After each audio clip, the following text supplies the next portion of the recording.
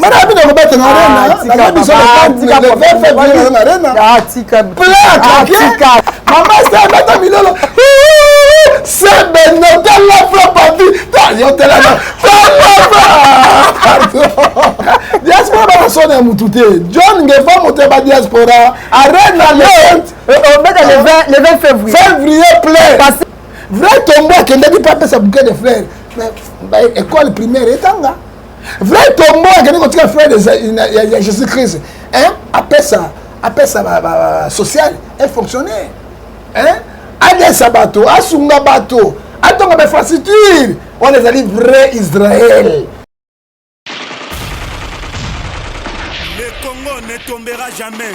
Fidèle cher internaute, n'a qu'à tous les 4 coins monde n'a pas suivi mon beauté la femme qui change la figure du monde Dorcas Ngoma toujours la chaîne éducative chaîne number 1 chaîne numéro 1 chaîne Oyo et Zako éduquer masse chaîne Oyo et ce que la cabine va source information il y a solo en tant que source information et dans c'est maïna c'est mabele et ça capable il y a kokota pour na ko le côté de ba source information pour na copier sabino alors les lots za liboso ya mosali ya nzambe o bengi prophète Ngefa o azo la fierté ya basala nzambe na République démocratique du Congo afa tout tokota na masona biso mokolo ya lelo na kopesa bambote na ngai et pa ba nyaso balinga ngai na kosenga na o yaza na derrière ya caméra ozulinga invité na nga ya mokolo moi lelo c'est parti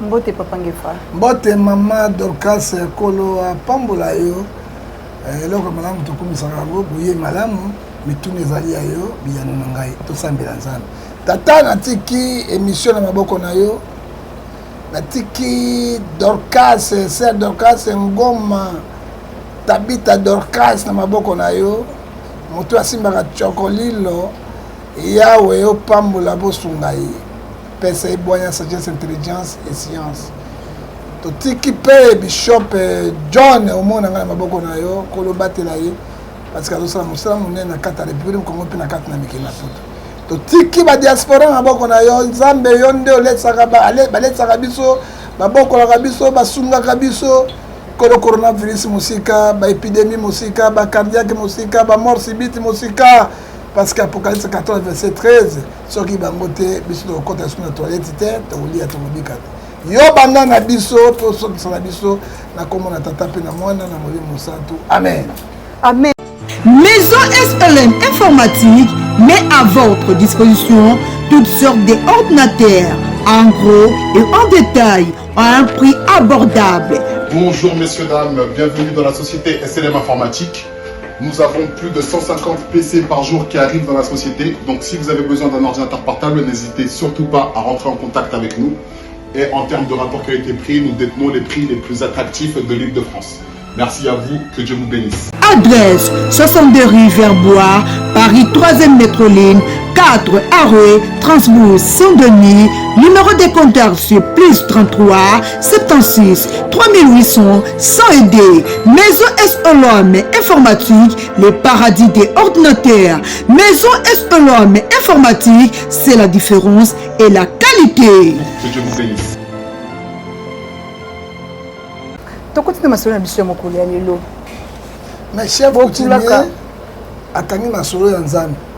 Mais la Bible nous dit dans mon canal dès qu'on était chapitre 6 verset 14, il n'y a pas la relation entre ténèbres et la lumière. Nous savons que chef coutumier. Non. Papa, la prochaine nzambe ka okate. Mais chef coutumier.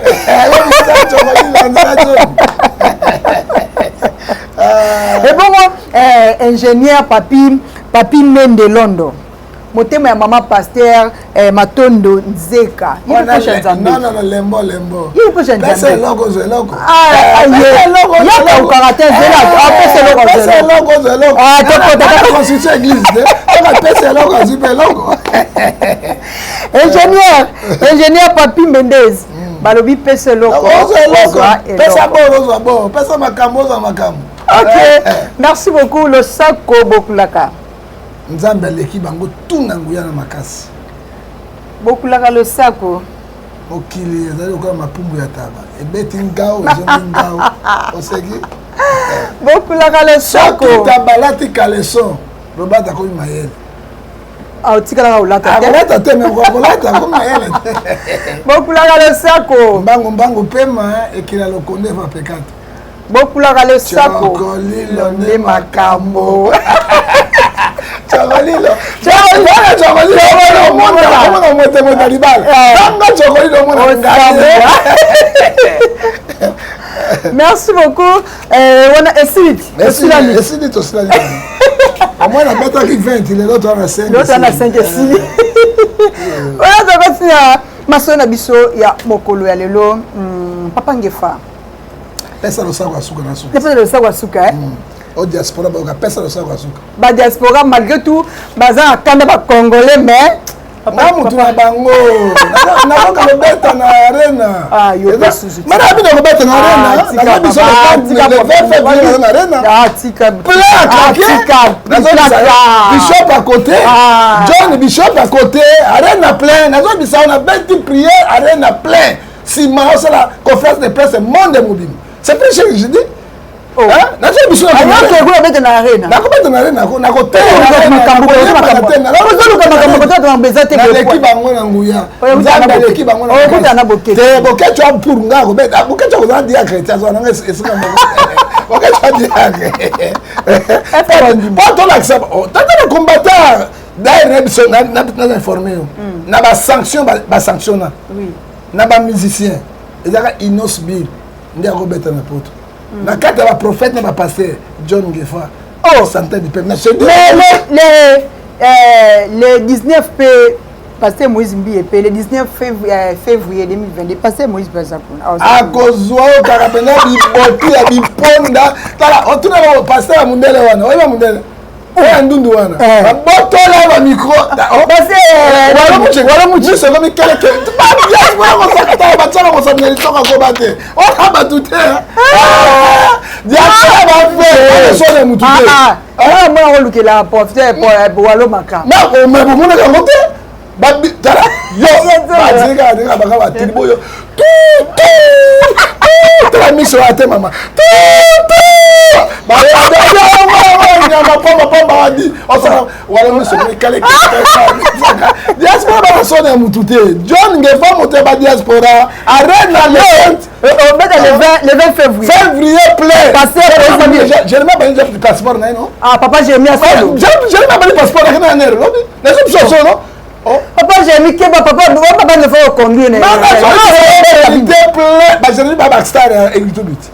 Oh hein tant que 3 jours c'est pas ah tu regardes polémique tangela ken piano hein ken piano poloso ngani ma Jérémie ça va moi bakali hein bakali quand il pas j'ai makambo na ndimi chatena ndimi Jérémie ça va na ndimi chatena sango motetela oliera loso na pondu na ndimi be Jérémie le lézard de désert arena to arena Tika arena bon le problème est que c'est la 2022 bientôt le 20 février arena le 19 février pasteur Moïse Mbi Moïse a reçu bi ponda na bi botu ya suka akomekata na sanction akomekata na sanction ça ndena na dia kofi akoki kaka ene akokango kofi akoki mon akoki yango oyebi mpe Moïse Mbi apele azali mpe na justice kuna makambo ya avion ebele na poto mais moi je suis assis Moïse Mbi ozoloba oyebi yango combien Moïse Mbi mais aboto na bana combien na poto Moïse Mbi nazo biso combien alors problème sérieux ouais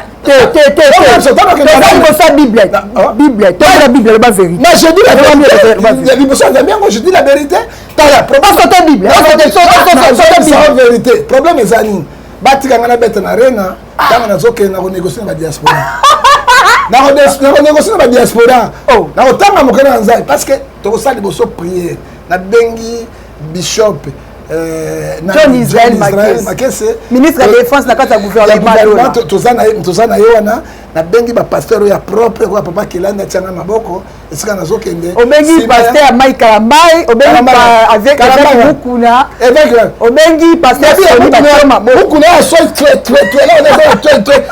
na fumangani tatouane na benga penda solo na rena na ngani non effect nani mais avec non kasi munina na non bien tapé ma obengi pasteur Sonika Soniwal Soniwal mokili mobimba Sonika futa mokili mobimba ayebana mokili mobimba côté ya Njobi na Makembe c'est premier champion catégorie Njobi champion ba Njobi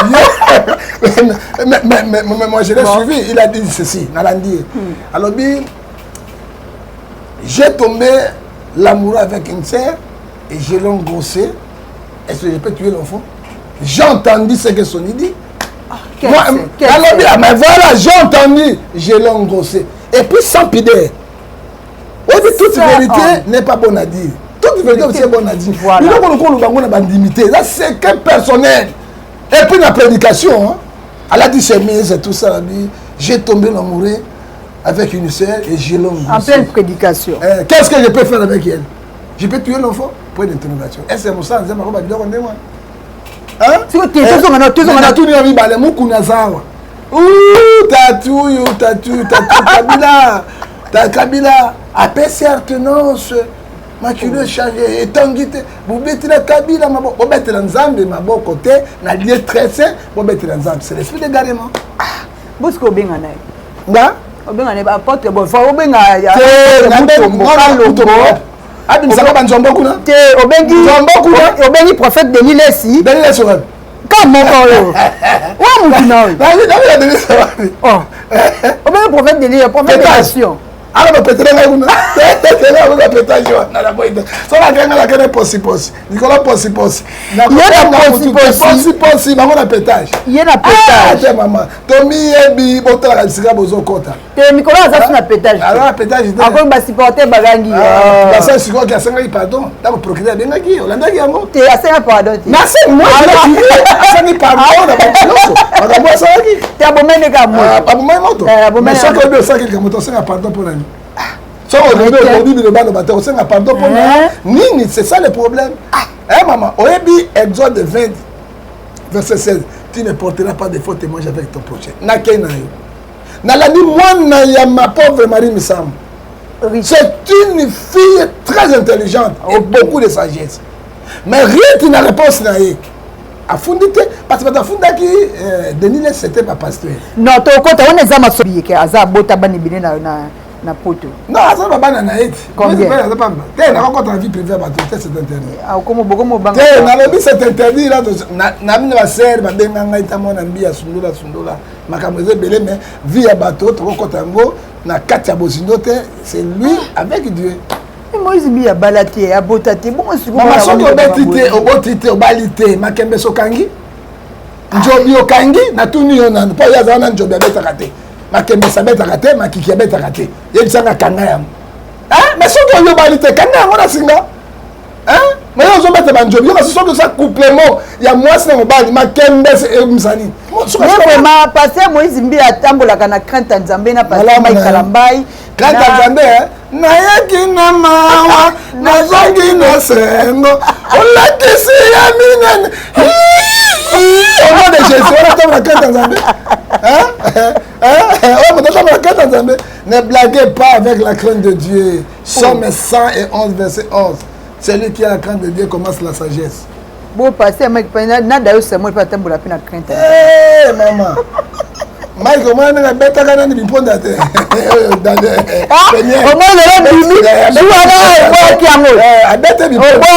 Parce que abate biponda parce que Mike na mono quoi Mike Tyson ce que bon c'est tikaye. Okute makamune ngana kolia biloko na ete kolala mbeto na ete tika tranquille ye mo ko korija ka biloko ake etanga bandi ko beta biponda comme Mike Tyson mais une émission passée au bout c'est Mike Kalambai raison na pesa ki Mike Kalambai raison muke parce que penel alekisi alekisa ko lekisa pas azo banjobi na ye azo biponda na pas alekisa ki Moi, je suis l'homme de vérité, je ressens de vivre vérité. Ok? Mike, il y a Mike qui t'a là. Bonganga na Nzambe, bonganga na talanga ite. Bonganga, yeah, bonganga na Nzambe, bonganga. Amata kilala, kidina bote, bonganga.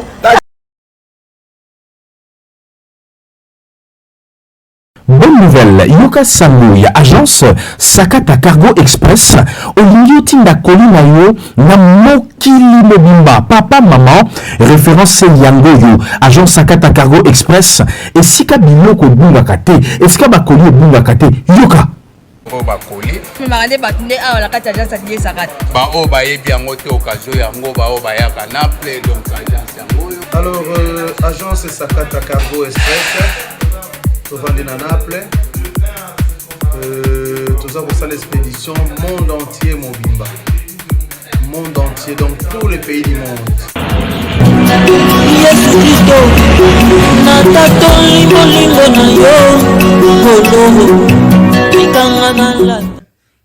Tozali na Italie na Naples, précisément pembeni ya station ya Napoli. Tozali na avenue Bologna numéro 58, l'avenue Bologna numéro 58. Tout ça, c'est l'expédition, il y a monde mobimba.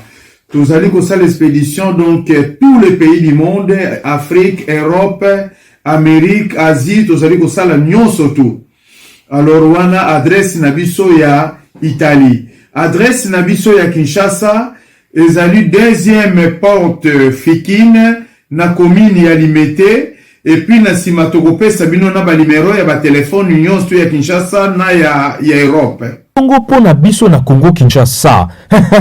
Tozali na commune ya Limete na avenue de la Foire numéro 2. Référence deuxième porte ya Fikine.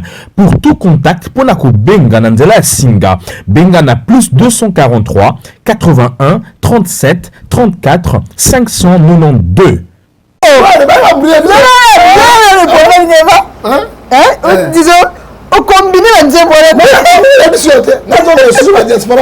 parce que botika ko ambriye biso mizika mokili na oyo nzambe bashania le côté ka bateka kuma Yesu rythme moko makambo tu moko amata kilola bukile babanga iye bomanga ona mic bonga kwasa bonganga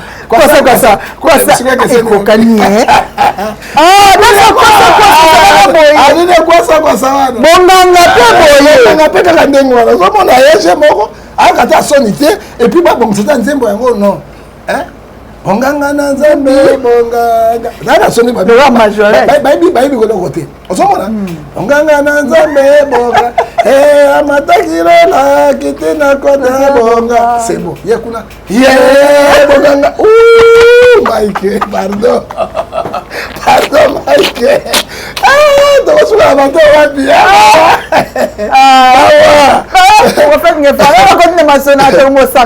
mama yasona biso yako la vérité nous sommes là pour la vérité toboyi na distraction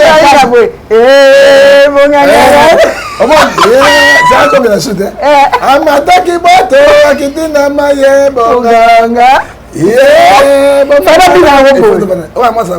amataki bato pardon mama libisa ngai pardon oyo bato oyo te pardon libisa ngai bato plein de Dieu tokomisa ntiko ya koreveille toyeba mabe na malamu bakosi biso to esili yaba beso exemple mosusu frère Patrice azalaki le seul musicien quand il chante comme ça ozoka mpena Nzambe mpenza azokita depuis frère Patrice a boti ya bani maman c'est bata milolo c'est benote la frère Patrice yo tela pardon on vient de tata bana di ponani depuis frère Patrice a bana mais c'est ya sili na moto ebebi alors tout dire tous la distraction mais liboso bandi baba Patrice beto nzo consoler sigo mais soko ki ba frère Patrice ba nzembo tanga bala kita zo yembo mais yeso zalia bangebe sikoyo tanga bana master mama c'est bata milio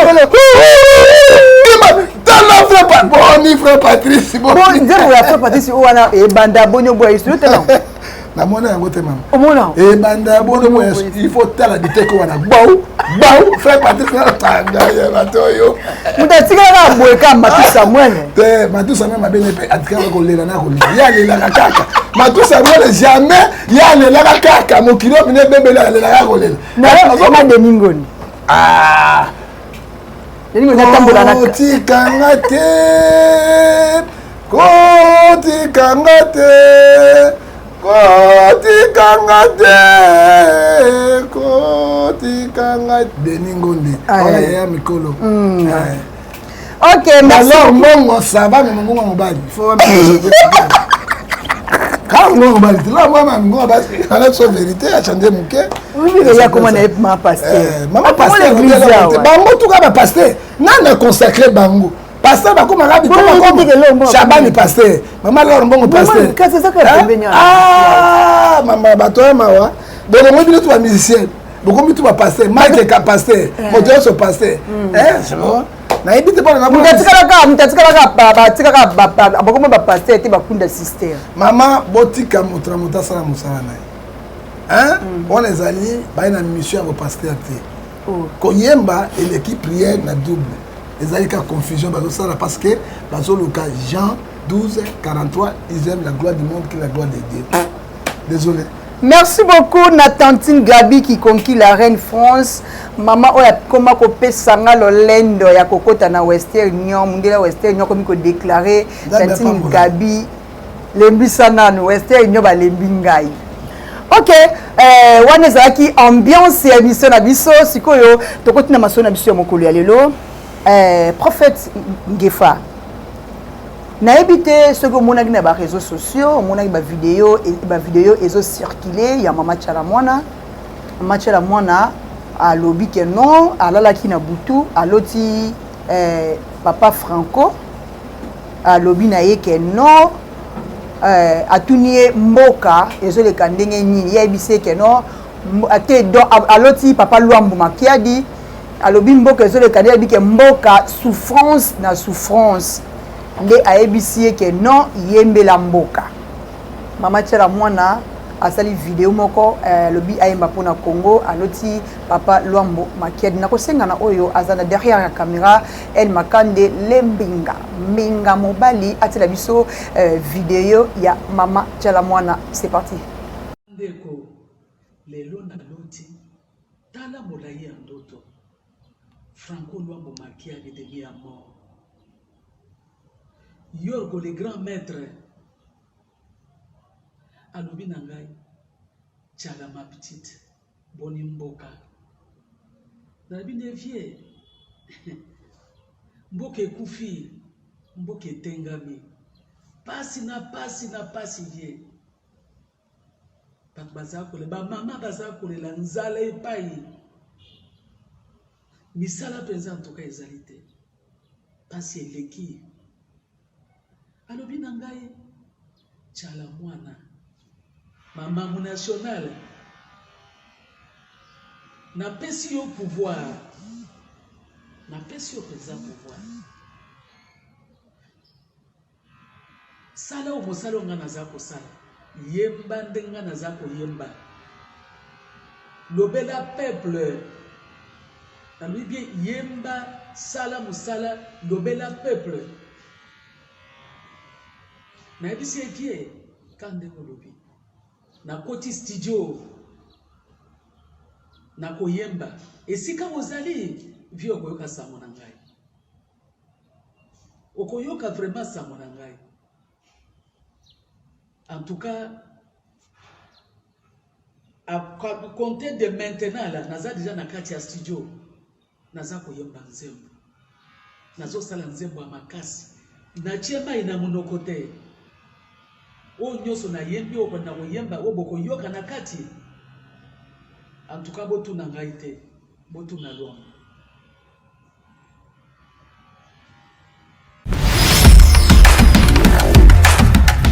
Du nouveau à Belgique, exotique multimarque chez Mama Pet Kamboyo Mwasi Zambé. Vente articles congolais, consommons congolais. meni, haricots, légumes, feuilles de manioc, poisson salé, poisson fumé, foufou. Notre adresse 81 rue des Mérodeley, ville Turny, à 2 minutes de la gare centrale de Turny. Numéro de compteur plus 32 49 24 99 908.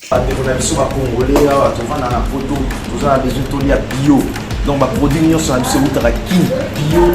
à 100%. Exotique Multimarque chez Mama Petra, c'est la qualité. Exotique Multimarque chez Mama Petra, c'est la différence. Exotique Multimarque chez Mama Petra, toujours number one. Exotique Multimarque chez Mama Petra, toujours numéro 1. Mama Petra Mboyo Mwasi Zambé, aye na solution na kati ya Belgique pour na ba Congolais. Mama Petra Mboyo Mwasi Zambé, batika yo po oleki bango ya boye. Soki na Exotique Multimarque te, tokozwango lisusu wapi. Mama Petra Mboyo ozafe. Merci beaucoup wana toti kolanda vidéo ya Mama Tchala Mwana papa ngefa oyokinde Mama Tchala Mwana alobi pona yo etake prophète Mosala Nzambe o analyser ngo comment Mama n'analyser yango lokola distraction. Pourquoi ngana lobi distraction? Ba Tchala Mwana bazali na leçon ya kopesa biso ba congolais. Mais Tchala Mwana a servi Kabila pendant 18 ans. Il a servi Kabila le père pendant 3 ans et demi. Ça fait 21 ans. Oyazali wana. Et là, on dit Tchala Mwana a apporté à Congo. Il y a changement de la vie. Nalandi Tchala Mwana, on soit quitté. Ingratitude. Ogosuka mabe. Banzembo so interpellé qui était ezali banzembo ya bozo bakati na yango. Mais zo boso na été Tshisekedi ça fait 2 ans ya pamba par rapport à 21 ans Tshisekedi na osala ni. Mboko epole ya mopoto. Yami balé, ba Mama Tchala Mwana, bazo bambouyer ba peuple congolais inutilement. Vraiment. Na likambo ezangi tina. Moi j'ai cru. Na la ki na butu, Seigneur Jésus a fait une révélation. Na yembe la Congo pour na nzala pe na passe. Nga na remettre la maboko. Parce que le seul maître, c'est Jésus qui est omnipotent, omniscient, omniprésent. Pourquoi les embrouillements? Mais na zo sutu ka na ndia ngona za kolela. Na litamba na mutu na manete minene.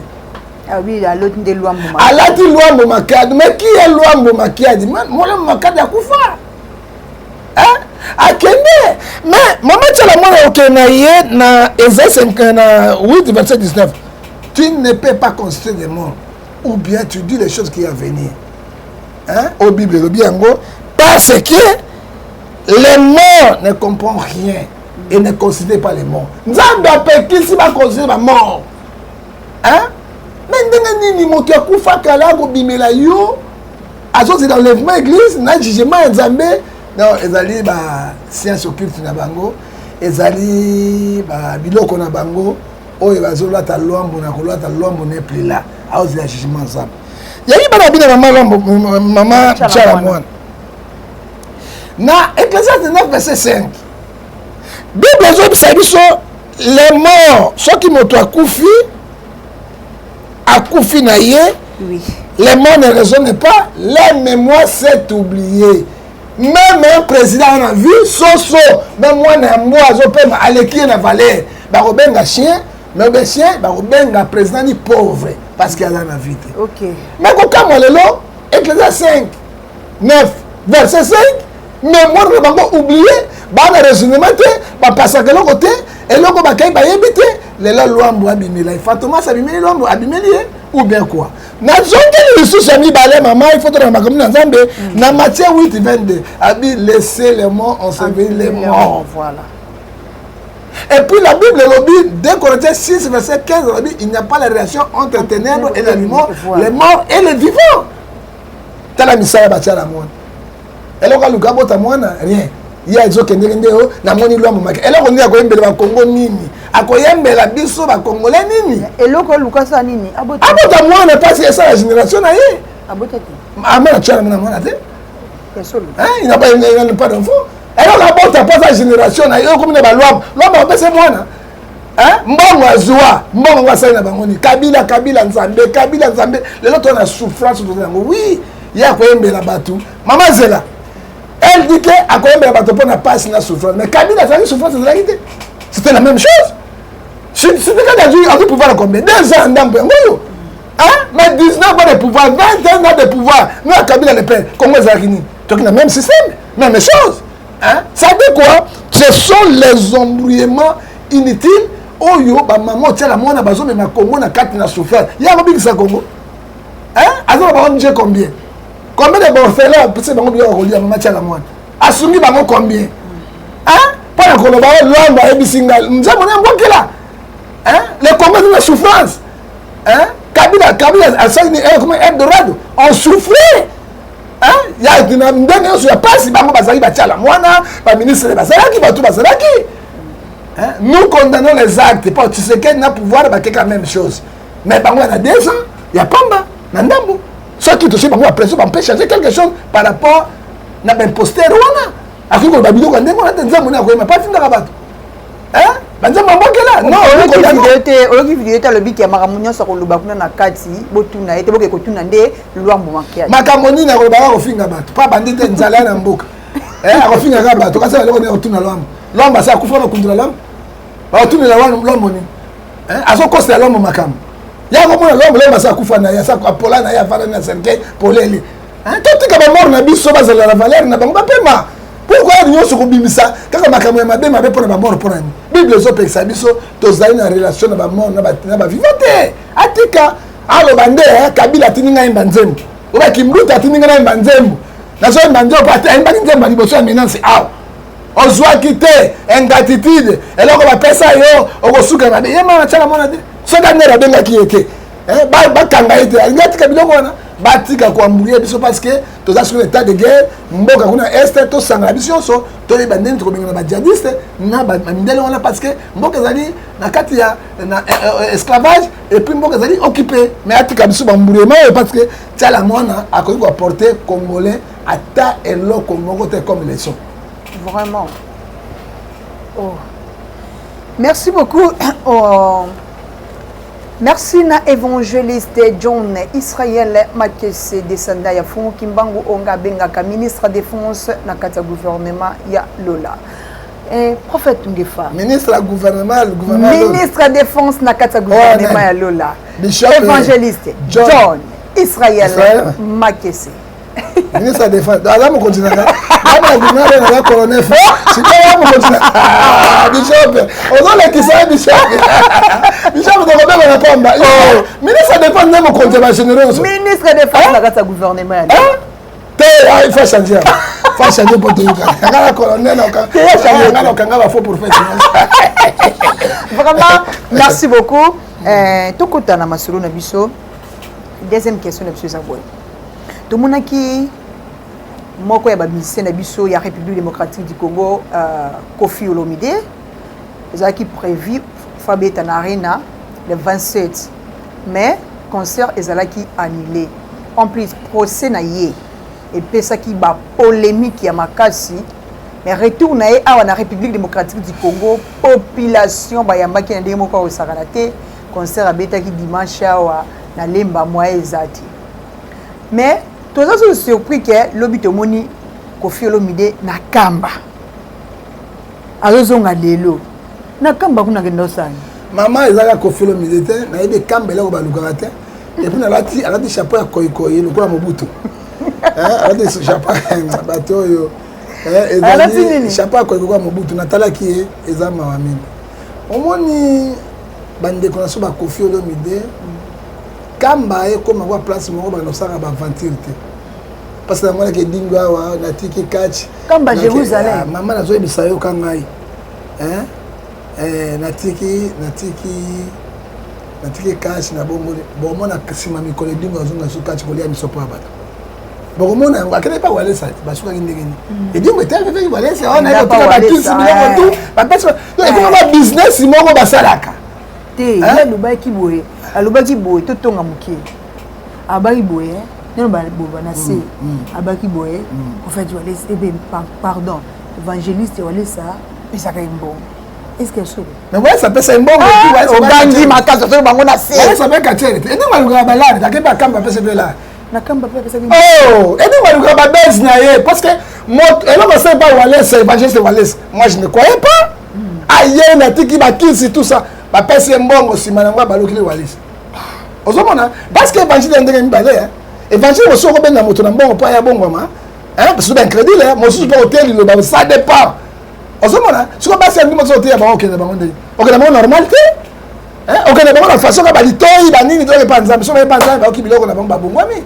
ozomona alongo pa Walesa ayi ko finga Walesa akena kamba kamba ba pesa ke mbongo azindi ake elili mazonga tangela ngai église ni kimangiso edinga samba na Kongo hein oya yaka wapi ezate ezalika ba base na bango kaka na bango akende ka kamba est-ce que edinga bongwami je ne crois pas Kofi Olomide akena kamba nouveau Jérusalem oui oya biso nga chrétien ezali kuna na Jordan Israël faut la pèlerinage na biso oya pa kibangi soka bango ba noir balandaka ba continuer so ba kende na kamba kuna tango bazonga changement de salut il n'y a pas de changement hein parce que okuta na Yesu okuta na Yesu il faut des changements non aucun accord il faut des changements on tika mabe on se makanisa malamu on sunga peuple on bokola bango on futa bango ba minerval on sala makambo nyonso on tonga bopito social ebonga on kitsa bango on futa bato mais tango ba utaka kuna ba koma sur très motema makasi ya koleka ba memaka kuna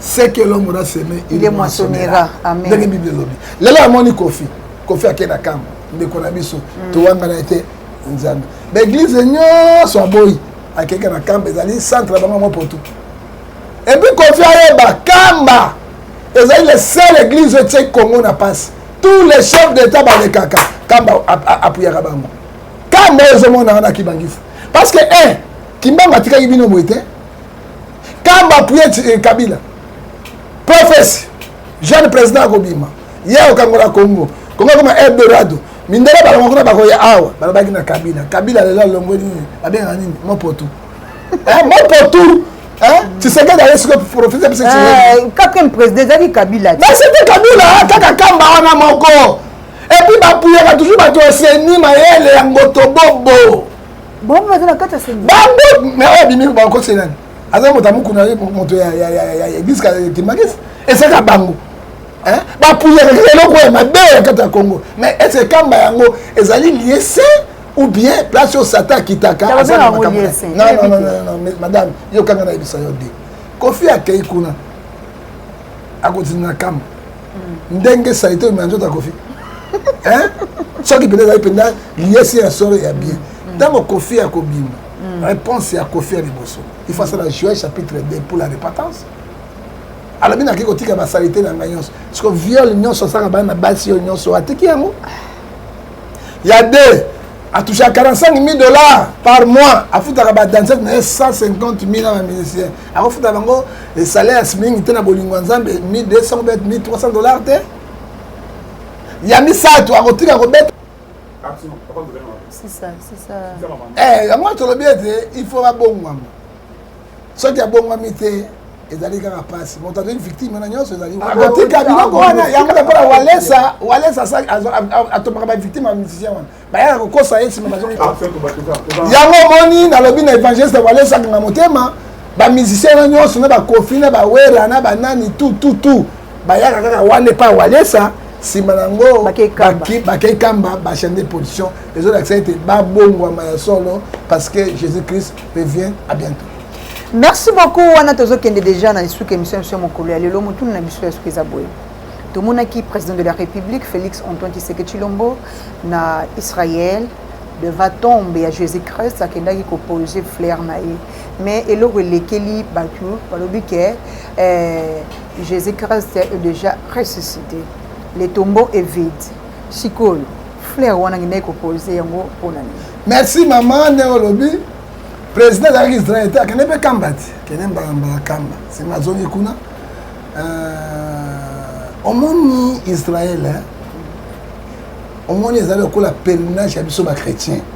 Ça dit quoi la musulman? Musulman, ce qu'on a moyen à confiner, il faut qu'il y ait un mec. Pour la nini, quoi pèlerinage, place Mahomet Azalaki. Baki bangiste, ata baza partout dans le monde na kufi te so du moyen il faut que nini na kamba mais ceux qui bakei et le bien côté na lobi na président de la République il faut le conseil spirituel mo ya makasi pour na agidaka na makambo. Est-ce que pardon papa Ngefa président de la République a un conseil spirituel bazati ya malonga mais ba conseil spirituel ba cause ebele à cause ba pasteur baza ebele à cause maman ba ebele à cause de Samuel à cause de papa Mike Kamba à cause Mike Kamba chanter pasteur nenga na libia modi yondo na lobi ya pasteur te azali autoproclamé na bien moyen bon papa Dayo Samuel ça y a 8 ans ko ça paraît tsirede au moni où ça bonne intention mauvaise réaction que nani nzambe bomaki amoni acha yes ninge koye ani niko simba ngo pa koya te et pesa meka na ba sacrificateur na ba gloire nzambe bomaki ses places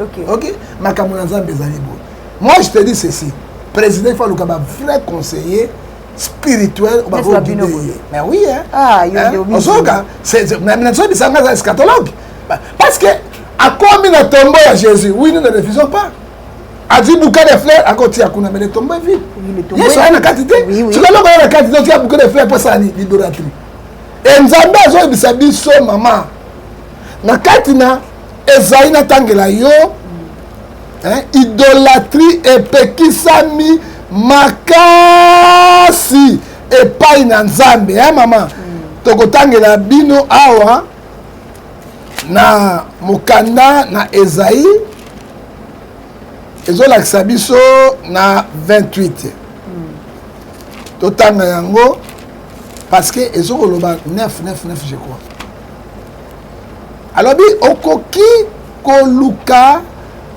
non Deutéronome 27 totanga yango awa Dieu azopini biso na 3e à 4e génération pona likambo ya idolâtrie ozola nanga mama alors président asali mabete tant akendeki kuna il fallait azwa tombo atia nini te parce que le tombeau est vide il fallait nini atali abondeli et c'est fini azwi nzela asali nini azongi parce que relation moko yesu aza kuna te tombo oyo atiaki bouquet de fleurs ezali idolâtrie parce que bajuif bango moko batiaka yango te ya mibale akei epai ya famille ya Lazare oui akei kotala bango atie bapierre mais soki bapierre bango moko baisraélien oyo na bango ezali osokomona ezali babiloko moko oyo nazoyebisa yo nakoki koloba bango te na motu ya Deutéronome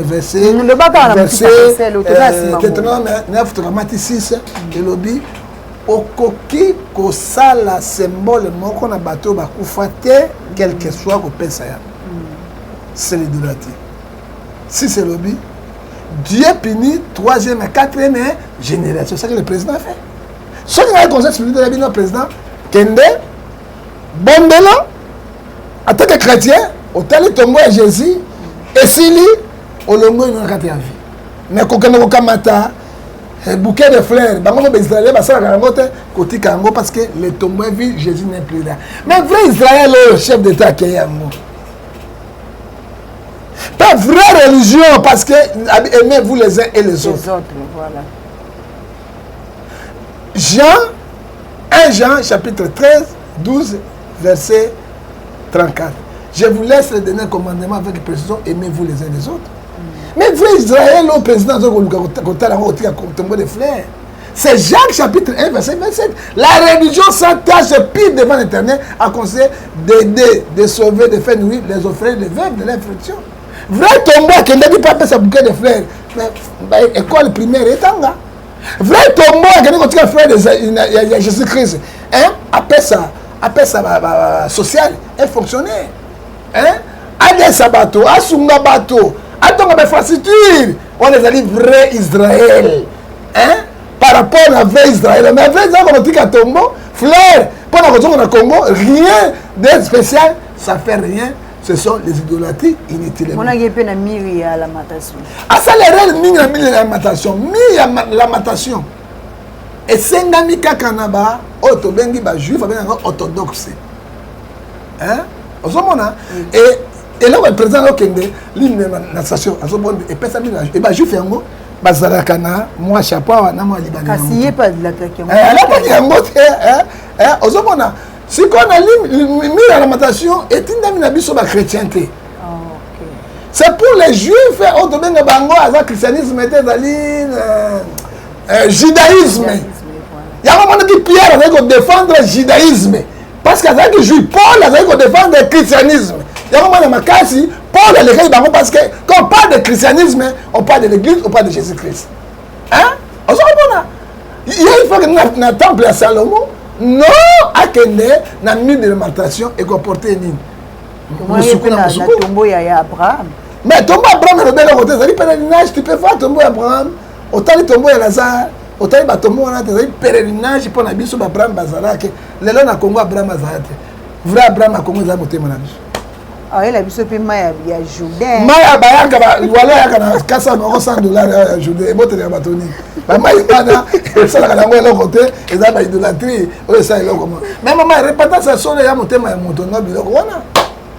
Merci beaucoup to comme na sous émission sur mokolo ya lelo mais tout monde qui muninga na bino moko waza ki proche na yo malgré tout bobenda na mwamke prophète de l'Esi avec na parquet mais basala nzambe bolinganité comment c'est possible les kambuka moura moke muninga pesi flash boge bofunde tina parquet na 4e mairie a que se retrouver pour la chance pour bakota qui na kata bolorote maman nzambe asimbaki procureur parce que parquet on a kalamuté oh ya 4e mairie ezalaka blague était hein kuna ba caméra ba kota ba quoi parquet wana ezalaka blague était mais azwaki ngolo ça la sanini nzambe alobi na bongwa faut Jésus dise à bongwa parce que procureur alobi na ye tu dois changer tu dois demander pardon yango mona sema pardon na batonyos mais ce qu'on y est tata wana sema pardon na batonyos ayi mabe asalaki hein mbala soka meki yango ako se sauver te parce que alobi bien ba funda ga ba pasteur c'est pas ban moi na Marie Misambo ce sont les pasteurs mais là on a l'ingénieur na moi na Marie Misambo avec beaucoup de sagesse avec beaucoup d'intelligence alors bien comme gobo maman na vie na ye Alexandre l'a quitté voilà hein Alexandre l'a quitté ni famille na mais ce que maman abotaki bana mususi mami ça domine où est le mal baya toka bulabilo ka maman voilà yami balé to ça ça va to mususu pembeni ke bana maman nanga ozo mona sagesse ça dit quoi il n'y a rien ozo mona sagesse ya muto mayele pour ça ba ko ganga na ko funda ya tika justice nzambe sa musana ya et tata alobi nini ana mwana moko José papa de komone to nani ana tu akomona to bana siko mwana Marie Misambo ye moko pauvre Marie Misambo abina monité mais soki bazali bayeto yamba bango na famille to kabola biloko ça dit quoi bana basai na nzambe batika bilobalo hein tozo honorer nzambe te tozo finisa nzambe na makamona biso pam moi je dis la vérité et là on va bien ngo et pour les mots sincère non monsieur Romains 3:10 personne est juste évangile c'est Jésus seul qui est juste hein yo bio sincère est ce que makamona au profond ba quête ba okuta bina bana la bazaya solo to bazade c'est ça le problème ezali mawa pe passe mingi ezana biso basali na nzambe to te ya liloba na nzambe hein tozwa Luc 12:30 à 34 chercher le premier roi monsieur oui monsieur voilà tout ça viendra après tozonga na kati na mokanda na Matthieu 10:7-8 aller prêcher dit le roi monsieur proche tout comme dans mokanda l'Apocalypse Jésus est là bientôt il vient pour prendre son église to prendre pas la repentance non l'enlèvement de l'église que biloko ya pamba et comme ils sont au moins tata wana à la mabe parce qu'il n'a pas de matière. Au moins, tant que bien monotonie, on va tout bailler, il y a funda kak, abimisa kak. Mais pourquoi? Oh, il y a ma cambassa la kabimisa ngote ponani. Et Proverbe 10:12, la jalousie excite le querer, mais l'amour couvre toutes les fautes. Là, la maman m'a encore sima, et pas maman tété, hein, sima et à prison, ah.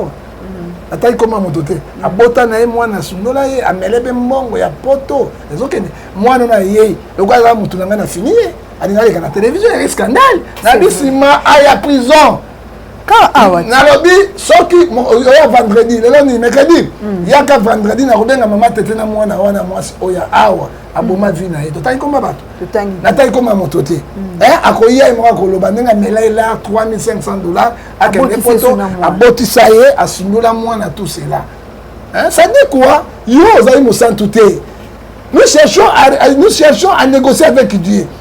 Personne n'est juste devant Dieu. Mais tant que nous sommes on porte la liste de point d'interrogation.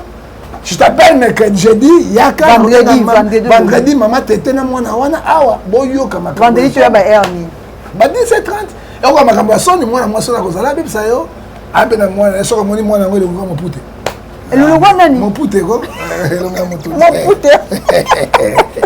merci beaucoup prophète Ngefato comme na soka émission sur mon kolo lelo na maso na biso so to sololi awa mot de la fin na yo zani nzambe azwa lokumu. J'ai dit la vérité et je ne changerai pas. Maman n'a aucun passe mon rôle là. Na 23 ans la rose maman au na pharmacie pour toujours na ndako. Camion moko yoni ye et panzi voiture na ngasi. Yaoni. Congo tout cela to bebana ki mabe. Nga na bisi bango na bibi noni. Bako sa biso le côté biso to kanga boko yo. Wana ba oni bazo bisana na ime na este kuna boko ki le côté. Boko kelo bani on passe camion bato na bisi bango ngabe blague te boko ki loko. Mais yo bomi que même si camion na ngai sima yo so baby. Bon négocier na ngai. Bon luka bo bongisa to bisa quelque chose. Bino ko ko gele ngai. Mama ça dit quoi? Tozali na carte esclavage na mboka na biso. OK. Parce que les gens bazo gele congolais. Baba camion on a tenu maman. Na vandi na sima camion teleni maman so maman. Na 23 ba ye. Ba! Na ko baloba bisonde. Ba kolomboka oyo to kangaka bato nyonso. Est-ce qu'on est à la justice? Na moni so na kweda bango katona to kena ba police yawa bato na bango ba ko bimisaka te na bango. To kena bango na parquet ba ko bimisaka bango parce que ba lobi yango bisonde mo kolomboko. Bango nde ba gérer mboko ba libérer mboko ko mo koloni.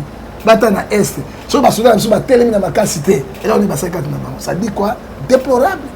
Tout ça na colonisation. Tout ça dit sous-occupé. Ils allaient passer paiement. Et na déploré moi malasima to ko na bango. D'accord. Merci beaucoup papa Ngefa basalitation na yo pesi papa nani. Na pesi na bana poto nyonso mokili mobimba. Na nyonso basalitation parce que pesi loko zo loko na na problème construction église tala mvula ndenge beti biro bani ko pola kuna za kozika buta malamu za kosunga zate. Bosunga evre na nzambe za ko pamola bino. Pona mbote na pesi kaka mokili mbote na bona pesi na mama na papa na ngale lo ba pe na confinement. Parce que loko zo loko nzambe na ngai apambola bino.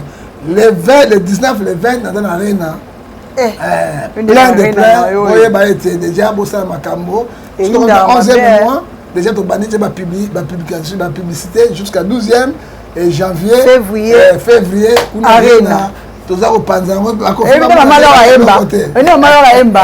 bakoyoka sango bakoyoka sango tokoyoka lokito na arena bakoyoka lokito ba changer le comportement de la diaspora.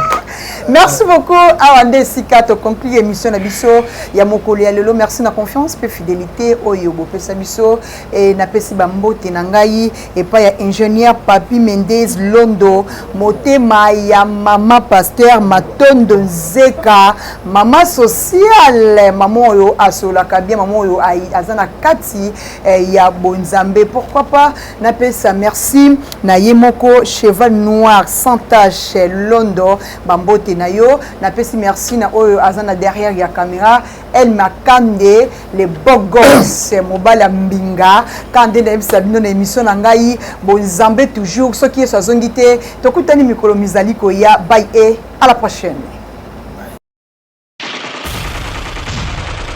Le Congo ne tombera jamais.